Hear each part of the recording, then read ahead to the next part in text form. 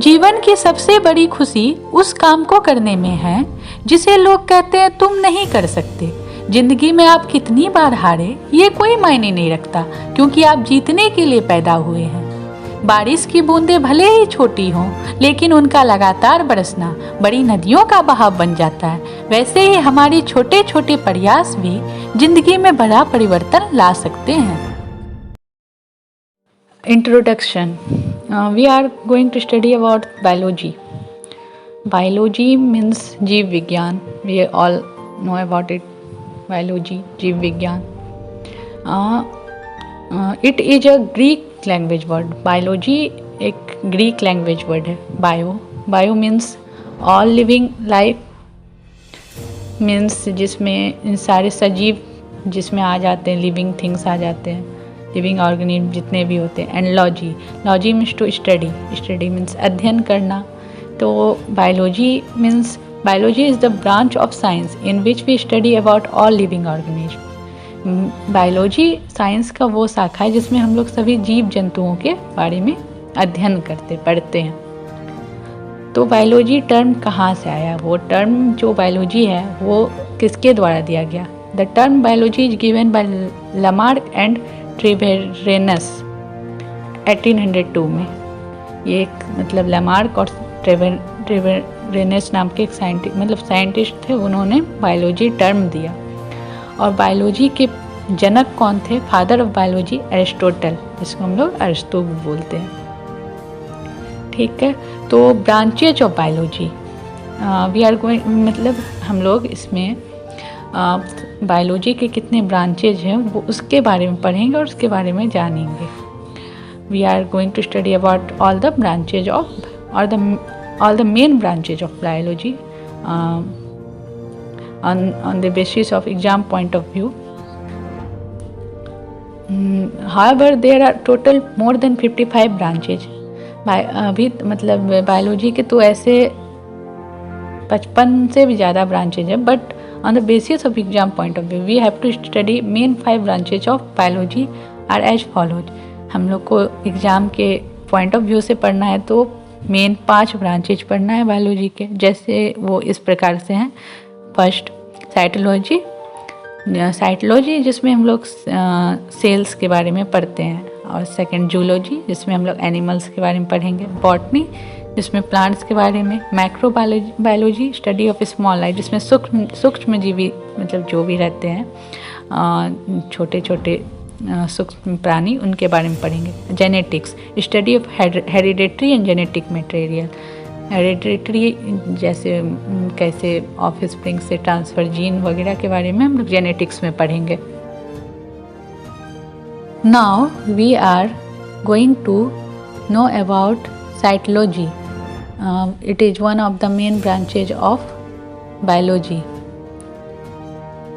In cytology we study about cell. cytology में हम लोग सेल के बारे में पढ़ते हैं, जिस cytology, what is cytology? Cytology वो होता है जिसमें हम लोग सेल के बारे में स्टडी करते हैं, अध्ययन करते हैं, और उसको ही हम लोग साइटोलॉजी बोलते हैं। Cell cell, what is cell? It is the smallest structural and functional unit of life and or living organism. We all know about cell. Cell क्या होता है? ये सूक्ष्म, सबसे सूक्ष्म स्ट्रक्चरल फंक्शनल यूनिट होता है लिविंग ऑर्गेनिज्म का, सबसे छोटा। साइटोलॉजी वर्ड किसके द्वारा दिया गया, कहाँ से आया ये word cytology? Cytology word was given by Hertwig के द्वारा ये साइटोलॉजी वर्ड दिया गया शब्द। फादर ऑफ साइटोलॉजी, पिता मीन्स जनक कौन थे साइटोलॉजी के? Robert Hooke written the book macrographic. Robert Hooke ने एक किताब लिखा था जिसका नाम क्या था? मैक्रोग्राफिक। नाउ साइटोजेनेटिक्स क्या है? साइटोजेनेटिक्स मीन्स कोशिका नुवंशिकी, means the branch of genetics that correlates the structure, number and behavior of chromosomes with heredity and variation. इसमें हम लोग कोशिका के अंदर की रचना तथा विभाजन के अध्ययन को पढ़ते हैं। कोशिका के अंदर कैसे जीन ट्रांसफ़र वगैरह होता है, क्रोमोसोम्स हेरिडिटी, ये सब के बारे में हम लोग साइटोजेनेटिक्स में पढ़ते हैं। नाउ फादर ऑफ साइटोजेनेटिक्स, मतलब साइटोजेनेटिक्स के जनक कौन थे? एच.जे. मुल्ला या मुल्लर भी, कहीं कहीं मुल्लर भी लिखा हो रहेगा तो कंफ्यूज नहीं होना, एच.जे. मुल्ला एंड मुल्लर बोथ, दोनों होगा। Father of modern cytology, modern cytology के मतलब जनक कौन थे, पिता कौन थे? स्वानसन। और father of Indian cytology, father of Indian cytology कौन है? ए.के. शर्मा। और Swanson written the book cell, Swanson ने भी एक किताब लिखा था। रॉबर्ट हुक ने किताब लिखा था मैक्रोग्राफिक, और उसी को मतलब थोड़ा डीपली मतलब ये लिखे थे स्वानसन, तो इसीलिए इनको मॉडर्न साइटोलॉजी के मतलब जनक कहा जाता है स्वानसन को। स्वानसन ने बुक लिखा था, उस बुक का ही नाम क्या था? सेल था। Swanson written the book cell. Now discovery of cell, Robert Hooke. Discovery जिन्होंने सेल का किया था, जिन पिता कहते हैं, जनक कहते हैं, फादर, वो रॉबर्ट हुक थे, किए थे 1665 में।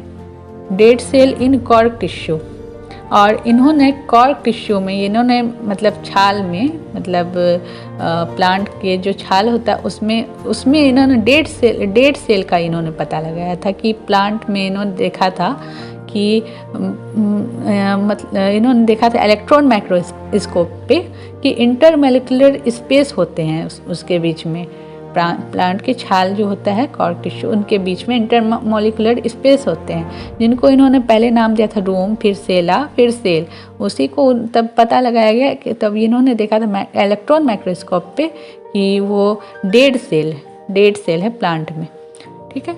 Now father of living cell, और जो लिविंग ऑर्गेनिज्म, जो जीव जंतु जो लिविंग होते हैं, उनके जनक कौन थे? Antonio Leeuwenhoek. एंटोनियो ल्यूवेनहुक ने भी एक किताब लिखा था सीक्रेट्स ऑफ नेचर। ये जो ही वाज ऑफ हॉलैंड, ये हॉलैंड के रहने वाले थे। He also found bacteria, sperm, RBC, protozoa. इन्होंने स्पर्म, बैक्टीरिया, आरबीसी, प्रोटोजोआ का भी इन्होंने पता लगाया था। इन्होंने एक बार मतलब ये जैसे इसके पीछे एक स्टोरी है कि एंटोनियो ल्यूवेनहुक जो थे, ये मतलब नहा रहे थे, तो इनके जो पैर में ना कुछ फंसा इनको लगा, तो इन्होंने इलेक्ट्रॉन माइक्रोस्कोप पे इन्होंने उस पर रिसर्च किया, तो तब पता लगा कि वो छोटा छोटा बैक्टीरिया, तो पता लगा कि लिविंग सेल मतलब होते हैं। तो बैक्टीरिया में इन्होंने सबसे पहले देखा था living cell, Antonio Leeuwenhoek. Cell theory का फर्स्ट आइडिया, जो बस आइडिया जिन्होंने दिया था, ड्रूटोचैट 1824 में। इन्होंने एक मतलब आइडिया दिया था कि सेल होते हैं, सेल के में बहुत सारे मतलब सेल बन करके मतलब ग्रुप का सेल का उससे टिश्यू होते हैं। तो इन्होंने आइडिया दिया था, सेल थ्योरी का फर्स्ट आइडिया दिया था ड्रूटोचैट ने 1824 में। Cell theory was given by Schleiden and Schwann in 1839। मतलब सेल थ्योरी के जो फादर, जनक कहा जा सकता है, इनको डिस्कवरी जो किए थे सचलेडिन एंड सचवान 1839 में। रुडोल्फ वर्च्यू 1885, इन्होंने बताया था सेल डिवीजन के बारे में। सेल डिवीजन जो होता है, सेल कैसे बढ़ते हैं, सेल का डिवीजन होता है, तो इनको बस लैटिन लैंग्वेज आता था, सिर्फ एक ही भाषा आता था, लैटिन लैंग्वेज। तो इन्होंने लैटिन में बताया था ओमनिस सेलुला ई सेलुला means pre existing to new cell. Means इन्होंने बताया था कि जो भी न्यू सेल बनते वो पुराने ही सेल से बनते। All the new cells are arises from pre existing cell. जितने भी हमारे न्यू सेल फॉर्म होते हैं वो सारे पुराने ही सेल से वो फिर से न्यू सेल बनते हैं। तो इन्होंने सेल डिवीजन के बारे में अच्छे से विस्तार में मतलब ये बताया था कि सेल डिवीजन जो होते हैं वो न्यू सेल जो है पुराने सेल से ही बनते हैं। Thank you for watching. We will continue it tomorrow and know more about cytology. I hope you all will like it. And please watch the video and note it down. It will be beneficial and helpful for all of you.